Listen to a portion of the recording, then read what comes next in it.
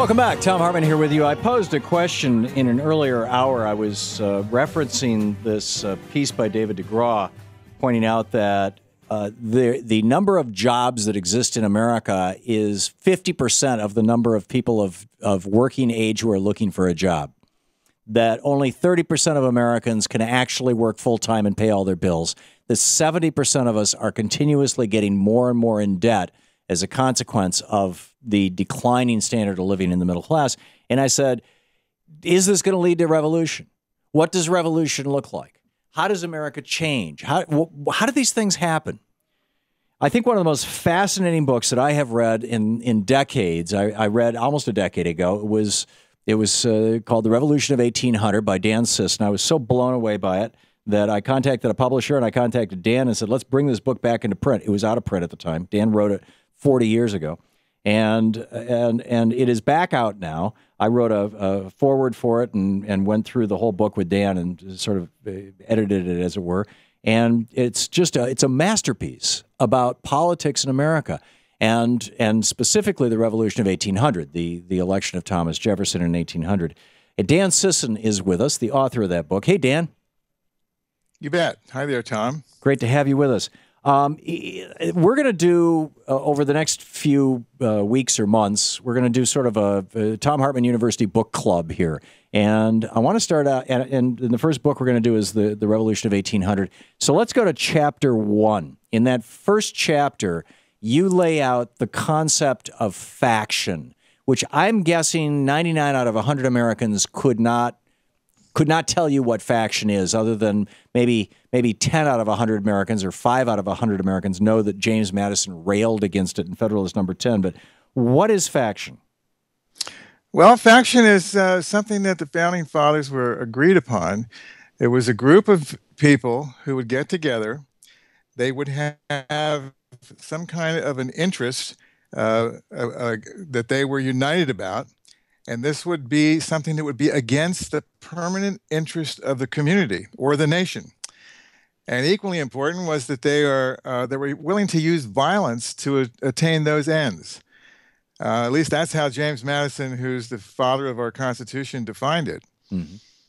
So faction is basically a group of people who are looking out for their own interests rather than the interest of the country. Is that a good way of saying it? That's right.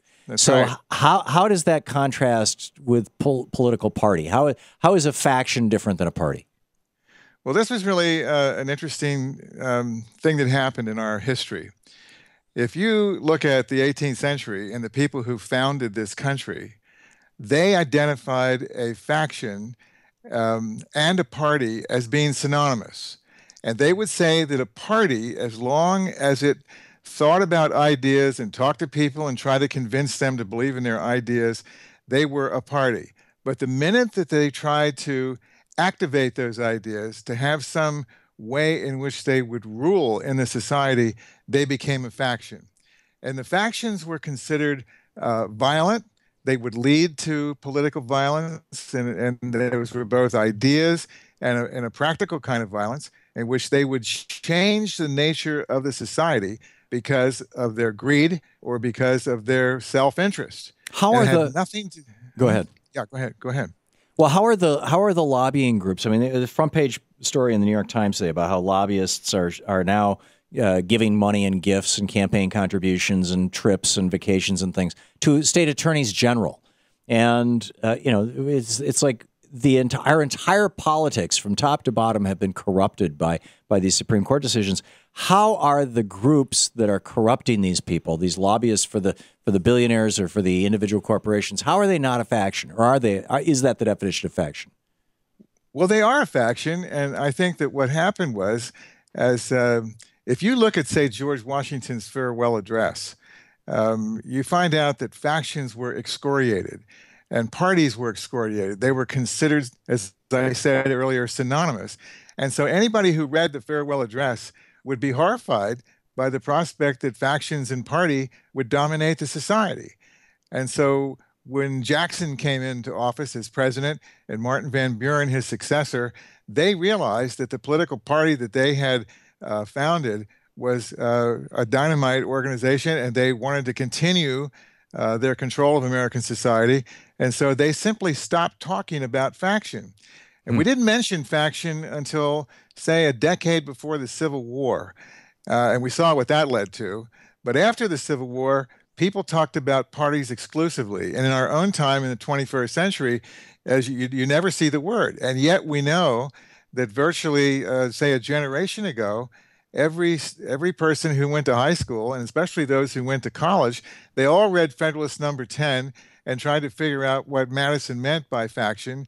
And they understood that the government was to break the violence of faction, but no one ever interpreted that as something that was fundamental to the nature of politics in our society. So from the founders' point of view, what's going on today with these factions, these corporations, and the interests of wealthy people corrupting our political process, this is the violence of faction. Do I have that right? Absolutely. Absolutely. And it undermines principle. It undermines the principles of a republic. It undermines the principles of a democracy, because these interests, these very wealthy interests like the Koch brothers, they're above considering what the masses of people want. And if you're from your introductory remarks, if 70% of Americans are having difficulty either finding jobs or maintaining their standard of living, these people at the top completely disregard that. I mean, it's not in their interest to be concerned about how 70% of the people are going to survive when they can make profits. I mean, it's that simple. Right. And that's not a good thing for democracy. What would Thomas Jefferson say if he were here? Thomas Jefferson was very suspicious and critical of corporations. That's one thing. And we have placed corporations in the driver's seat in our society. If you go to the Supreme Court and you look at what they've done with Citizens United, it seems to me the most flagrant decision that has ever been made by the Supreme Court since Dred Scott, and it flies in the face of our understanding of human nature. I mean, let me just give you one brief example here. We always say that we respect the founding fathers because they understood human nature and they based our system of government on that human nature through thousands of years of human history. They knew by looking at ancient Greece and Rome, especially Rome, that there was a struggle for power that would take place, especially in republics. And we are a republic, the first one since the time of Rome, really. And it was predictable that people would, emerge who were selfish, greedy, whatever, and they would pursue their interests no matter what. But it was the role of the government to be able to prevent that. And if it got to the point where it endangered our institutions, we would pass legislation to prevent that from happening. Let's just take a comment by Ben Franklin at the Constitutional Convention. And Franklin says sort of like, there's two passions that have a powerful influence in the affairs of men. These are ambition and avarice, the love of power and the love of money. Separately, each of these has great force in prompting men to action. But when united in view of the same object, they have in many minds the most violent effects. To me, that's the perfect definition of a faction. Right. And this is what we've got authorized by the United States Supreme Court. And it's naive in terms of not understanding human nature the way that our founders did. And it's not going to work because it's literally, I mean, Paul Krugman in an editorial in the New York Times last week said that we are in a major battle with plutocracy versus democracy. And right. We can't tell who's going to win. There you go. And we are. Dan, you can stick around for a while, right? I am. Great. Dan Sisson is with us. He is an adjunct faculty member at Eastern Washington University. He is the author of the new book, The Revolution of 1800. We'll be back. This is the Thom Hartmann Program. And Dan's book, by the way, is available, The Revolution of 1800, through all the usual sources and suspects. It's out there now, so check it out.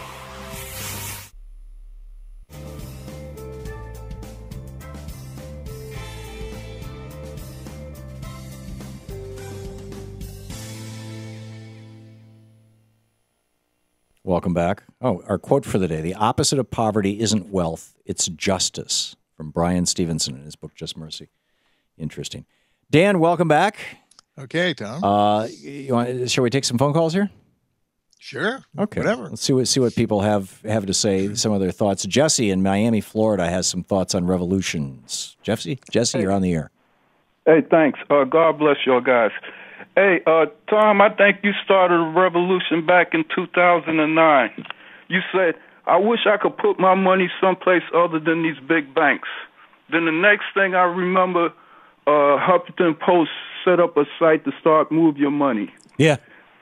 You remember that? I do. Yeah. I thought it was wonderful that they did. They, Arianna Huffington took that thing and ran with it.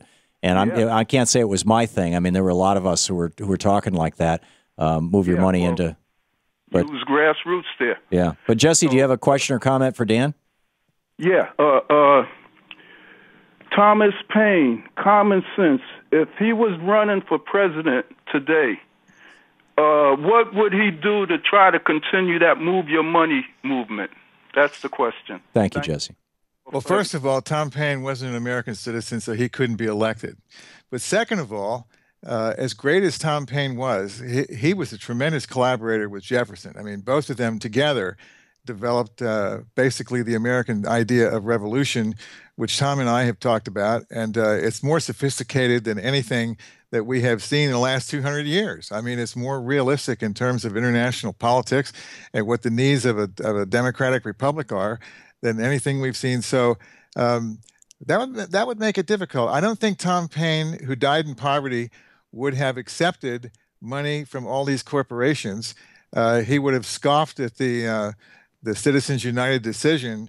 And so he would have been like one of those candidates who's got all the right ideas and is very articulate, writes very well, reaches out to the audience, but he doesn't have the money to get on the media. So unfortunately, I think Tom Paine would probably be an also-ran in today's elections. It's amazing when you look back.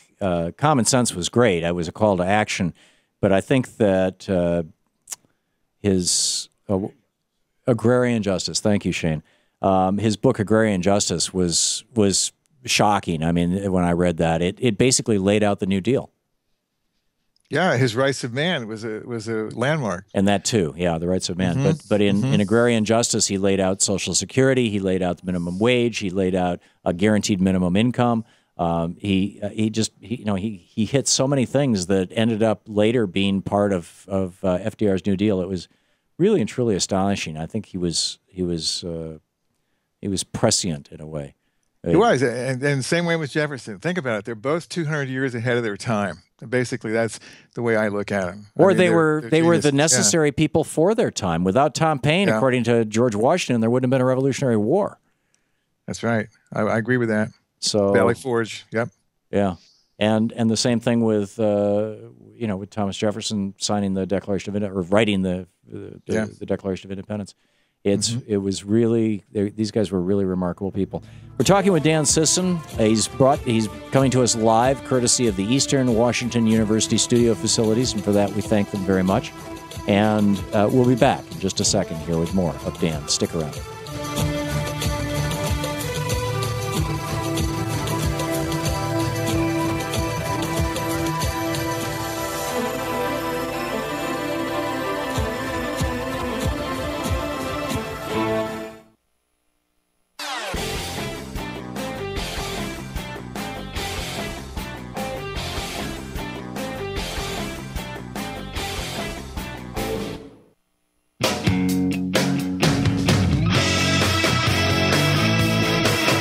Welcome back. Thom Hartmann here with you, and Dan Sisson with us. He is the author of The Revolution, the American Revolution of 1800, The American Revolution of 1800, adjunct faculty member at Eastern Washington University, and is coming to us by Skype from EWU, and thank you to them for that.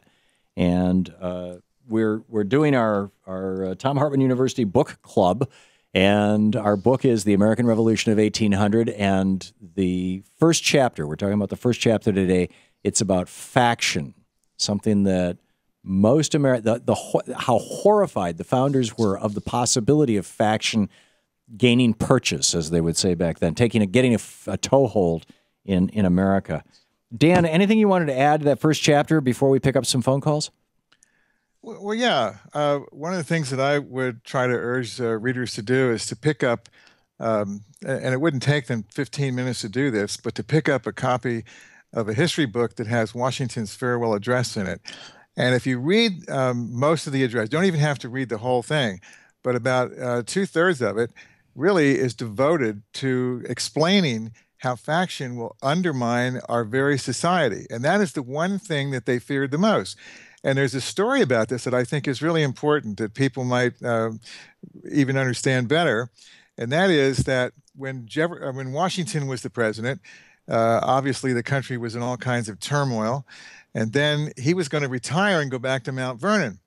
And so when he was going to give his, farewell address, he asked James Madison, at that time, who was really the author of the Constitution or the father of it, to write the farewell address. So Madison wrote what he thought was a good philosophical statement. And then, because of so much turmoil, Washington decided to serve another term. So he put the speech in a drawer. And 3 years later, when he said, "I'm going to Mount Vernon regardless," he took the speech out and he gave it to Alexander Hamilton, who was his Secretary of the Treasury. And he's, you can imagine him saying, "Well, Alexander, I want you to put some finishing touches on this speech."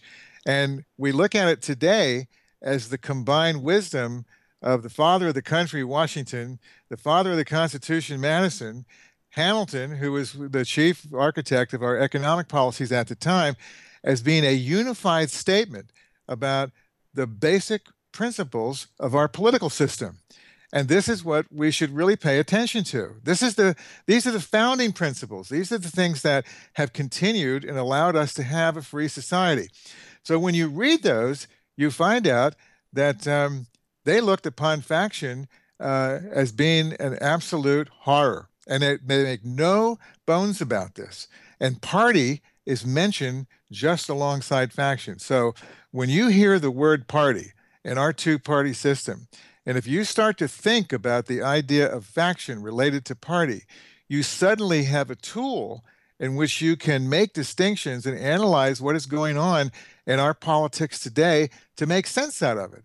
Right. Because let's face it, I mean, politicians, it's the art of deception. It's putting up tens of millions of dollars for each candidate on television to brainwash the American public. Yeah. And it's working. And we got to find some tool to be able to cut through this. Faction, I believe, really does this. And when you understand the background of the idea of faction and how it relates to party, you get even more insight into what these bozos are doing to our political system. There you go. Very well said, Dan. John in Downington, Pennsylvania, you had a question about the American Revolution of 1800. Well, actually, my comment was more just broadly on revolution. I remember a while ago you had said that revolutions actually occur when people's expectations and their realities don't meet up. And what I found in trying to motivate people is that their expectations are way, way down. Right. And the most effective way I found to get them to raise their expectations is to actually tell them how things used to be, in the 50s and the 60s, like things that we had that we don't have anymore. And you'd be surprised how many of them have to run to Google and check. They just don't even believe that things were the way they were. Yeah. And, explain how things are going that way in other countries. Like you were talking the other day about the fast food worker in Denmark. And when I went back to work and I was telling my coworkers about it, their minds were blown. And they absolutely had to go Google it. They just didn't believe that it was possible, and that these countries aren't drowning in debt at the same time that they're providing for their citizens. Right. And it really starts to get people worked up. And I always seal the deal now with something Phil Donahue had said on your show a couple weeks ago. He kind of blew over it like it wasn't a big deal, but I think it's profound, and if you explain it to people, it really does make a difference. And that was that we really can have whatever kind of government we want. If we wanted to be a dictatorship, we could vote that into happening. And people I don't think they realize how much sway we can actually have, how much we can change the status quo. They're used to it, and they're defeated by it, and they don't have a concept that things really can be better. So I think if we want to sell them on revolution, we need to sell them on how things could be, and we can use how they were as the basis for that. It's a brilliant point. I work with a lot of millennials and Gen Xers, and it's astonishing to me how astonished they are when I tell them, how basically what life was like in the 60s, 70s, and the early 80s. It's just they just really, you know, you quit your job easily because you knew that wherever you went, you could find a job. Really, tell a 19-year-old that they don't have college tuition in Germany, and that blows their minds. Right, or that we didn't have college tuition in the United States in the 1970s. Exactly. I mean, it was John, thank you for the call. Dan, you want to comment on that? Yeah, I think his observation that he wants to inform people to raise their expectations by studying the 1960s. Let's take that logic and go back to the early 19th century and look at the 1790s up through about 1805 or 10. And all of a sudden, you find out that it was that time in 1800 when Jefferson put together the basic machinery for our changing of our leadership and for our 4-year presidential elections. Up until that time, no society in history had been able to change the administration of power without bloodshed and a major struggle. We were the first ones to do this. That is about as revolutionary as one can imagine in human affairs. And so Jefferson's genius about revolution was able to figure out a way, along with Madison, to make sure that we had continually hang on, Dan. Hang on. Yeah, okay. Yeah. You're listening to the Thom Hartmann Program. Call 866-987-THOM. It's our Thom Hartmann University Book Club. Our book, The American Revolution of 1800. The author, Dan Sisson, will be back with Dan after this break.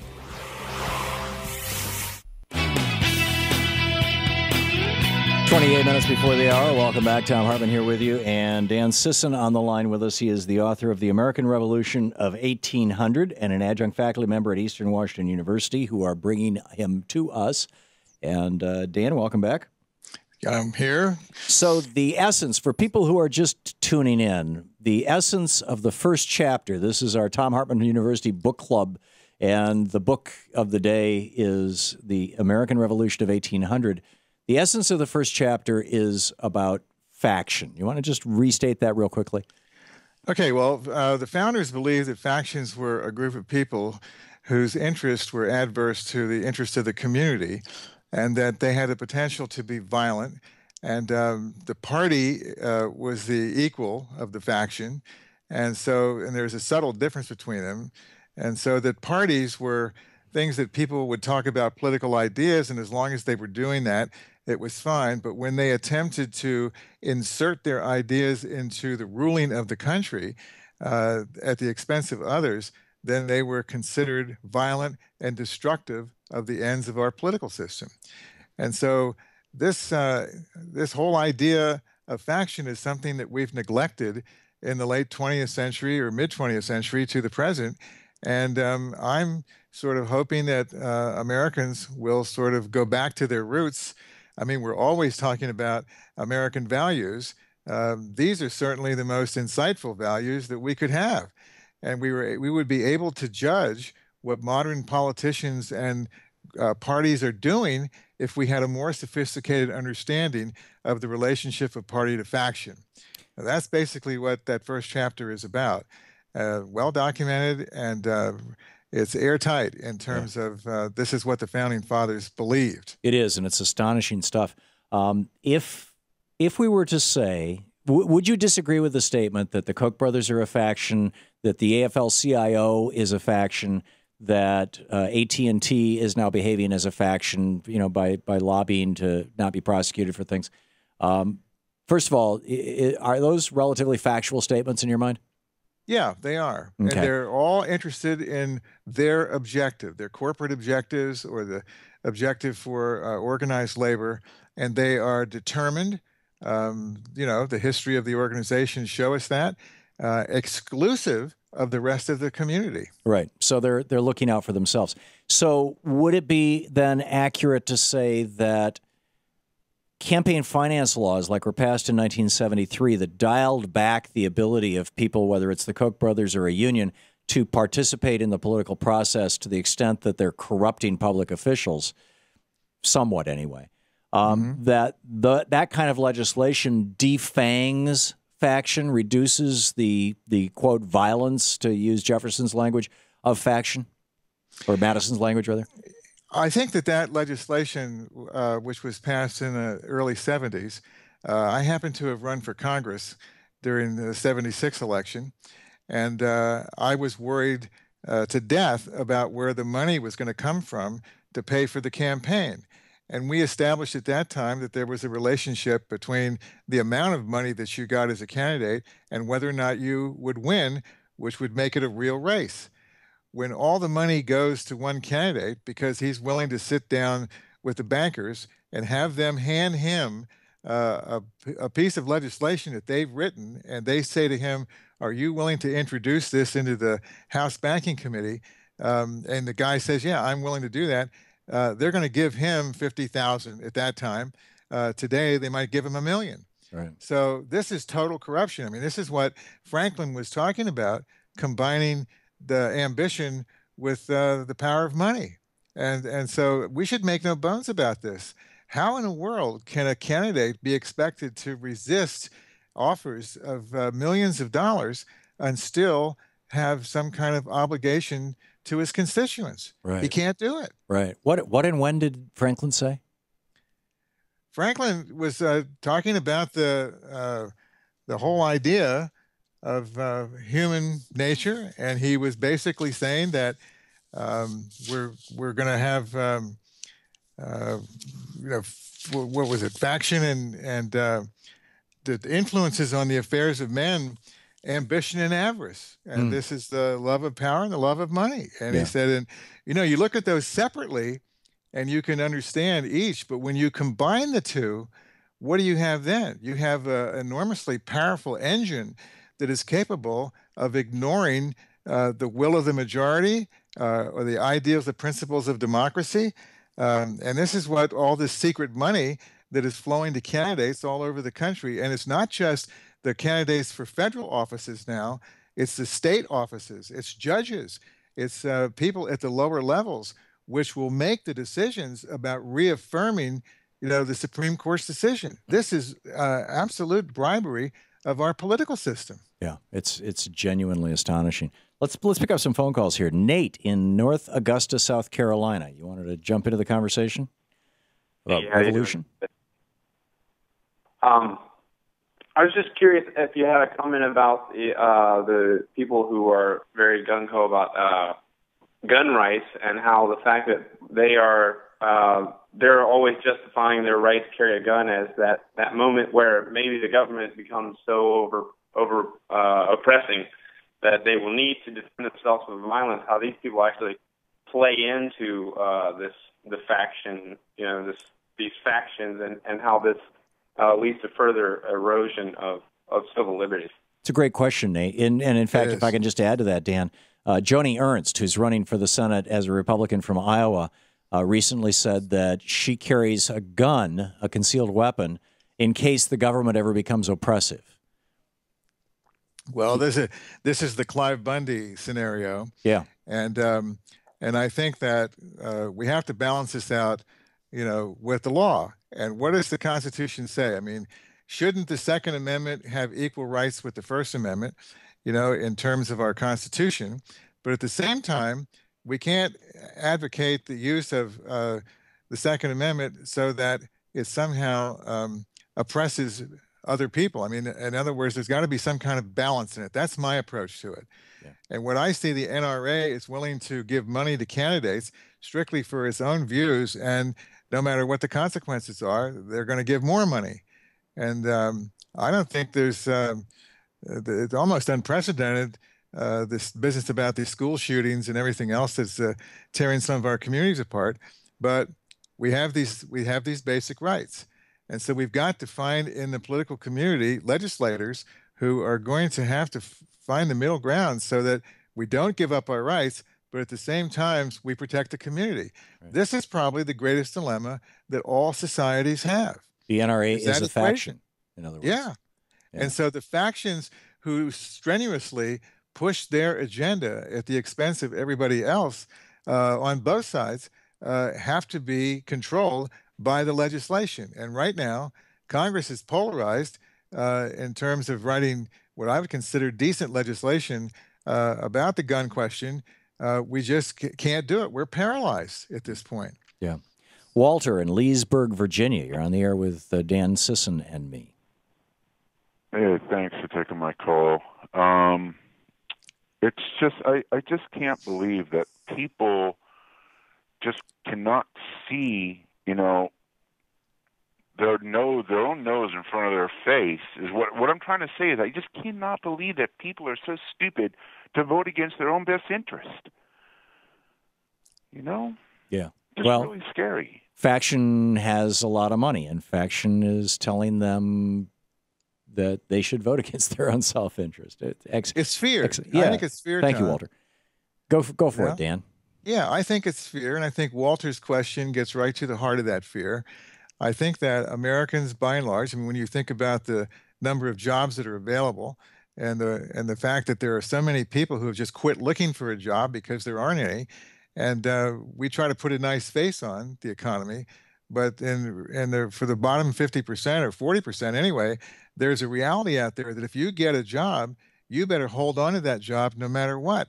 And so you're going to go along with what the majority opinion is, and especially if you know that your livelihood depends on it. I think there was a writer back in the 19th century who wrote about the Pure Food and Drug Act. He was responsible for it, Upton Sinclair, and he made that statement. And this is an observation about human nature again. And so we know that when people are dependent, they're vulnerable. And so we'd like to think that they had a much larger notion of the public interest. But when you've got to put groceries on the table and feed your family, that is a tough choice. Now, in the Revolution of 1800, were slave owners considered a faction? No, because this is one of the biggest misunderstandings, I think. Slave owners became a faction by the time of the Civil War, I believe. Slave owning in 1800 was considered simply part of the economy.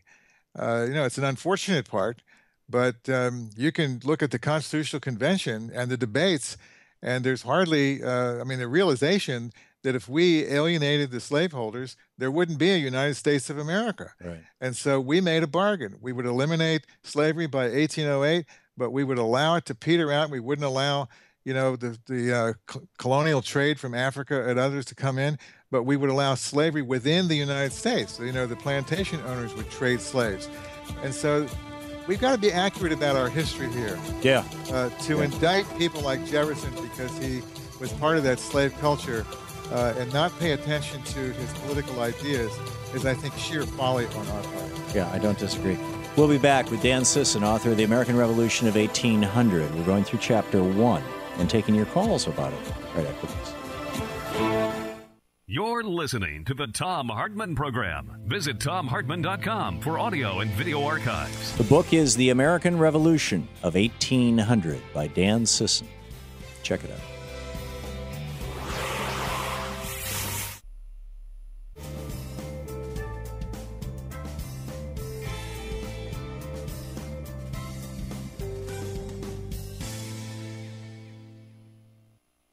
And welcome back. Anita in San Antonio, Texas, watching us on Free Speech TV. You're on the air with Dan Sisson and me. Yeah, hi, Tom. Hi, Mr. Sisson.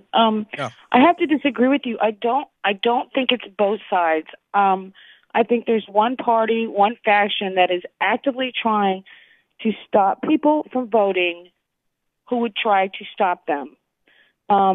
Here in Texas, they've disenfranchised. The Republican Party has disenfranchised 700,000 of us, including myself, from voting. I've been voting since I was 18. This is very upsetting to me. I don't understand what we're supposed to do if we can't vote. How did you lose your vote, Anita? Well, I became blind a year ago, and so my ID is not current. So I don't have my birth certificate.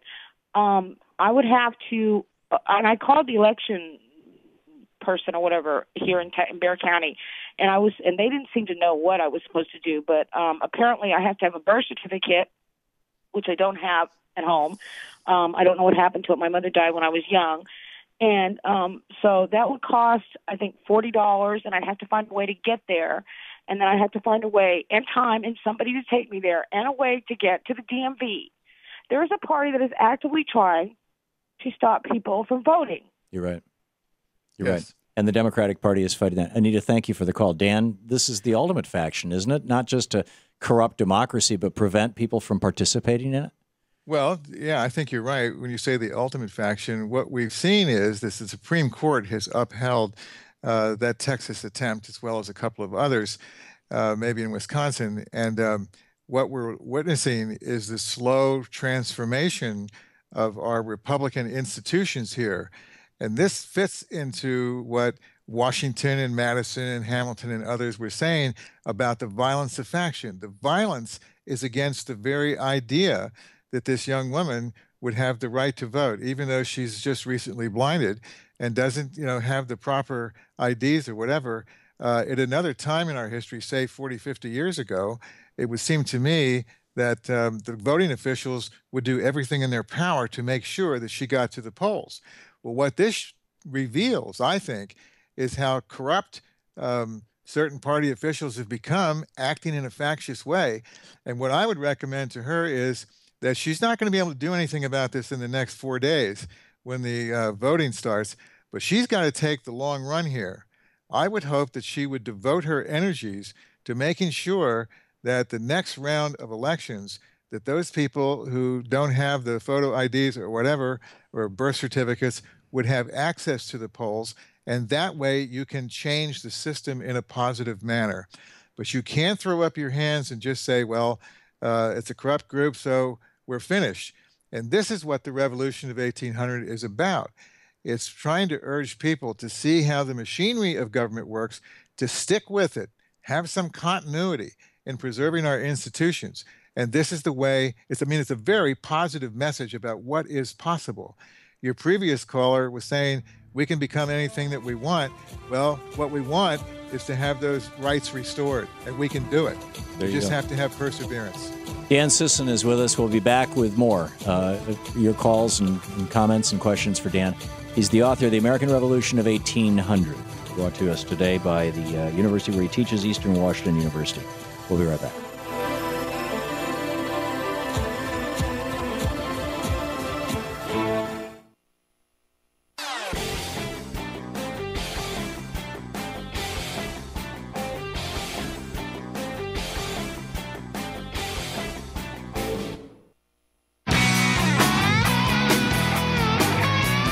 Welcome back. Thom Hartmann here with you. Dan Sisson on the line with us, the author of The American Revolution of 1800, and Michael in Claremont, California. You have a question for Dan?